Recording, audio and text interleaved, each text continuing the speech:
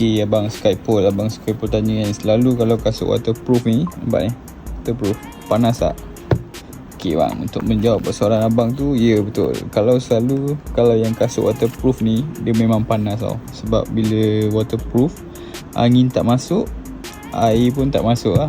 Tu konsep dia. Kalau angin masuk, air pun boleh masuk. Tapi dekat sini LS2 tracker ni, dia dah bagi tahu lah. Kalau abang tengok kat sini, dia tulis highly breathable. So dia waterproof, tapi dia ada breathable kat situ. So dia tak ada panas sangat. Kat sini 100% waterproof. High dry waterproof system. Ini kelebihan kasut LS2 tracker ni bang. Dia waterproof tapi dia tak panas. Selain daripada tu, yang ni yang jadi gilaan ramai tu, dia pakai button yang macam ni lah. Nak buka, boleh pakai terus. Nak pakai, tekan, pusing. Kita dah habis lah, saya besar. Tinggal saiz 40, 41, 42. Tengok kat beg kuning.